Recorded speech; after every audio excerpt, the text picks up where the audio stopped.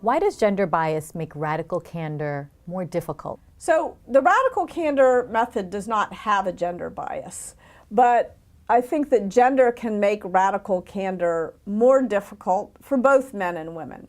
So for example, if you're a man managing a woman, you're more likely to be ruinously empathetic with her than you are with the men on your team. Not because you're some sort of terrible misogynist, but because you've been taught as a man since you are quite young to pull your punches with women, right? To be more gentle with women. In fact, one of the editor who worked with me on Radical Candor on the book has a great story about this. He said that he was on a company softball team, and a woman on the team started yelling at him because he was throwing the ball so gently to her. And it was causing the team to lose, actually. And so he was chagrined by this. This guy doesn't have a misogynist bone in his body. He's a wonderful guy. But he had just been taught to be more gentle with women. So if feedback is a gift, especially criticism, if you're a man, make sure you are giving the women on your team the same kind of feedback you're giving the men. Make sure that you're going out just as far on the challenge directly axis with the women as with the men.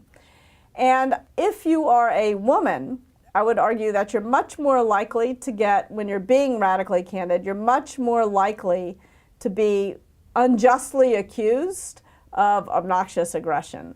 And when a man is accused of obnoxious aggression, he's going to get called an asshole. When a woman is unjustly accused of obnoxious aggression, she's going to get called a bitch. And I don't have data on this, but one is way more painful than the other from my perspective. The a-hole term is almost a badge of honor. So it's really painful as a woman to be unfairly accused of obnoxious aggression when you're being radically candid. I think the really important advice for women is when this happens to you, don't back off of your willingness to challenge directly. Because as bad as obnoxious aggression is, ruinous empathy and manipulative insincerity are even worse for you and your career and for the results that your team will achieve. So don't back off your willingness to challenge. Instead, make sure that people know that you care personally. Move up on the care personally axis, but don't get dragged too high up on the care personally axis.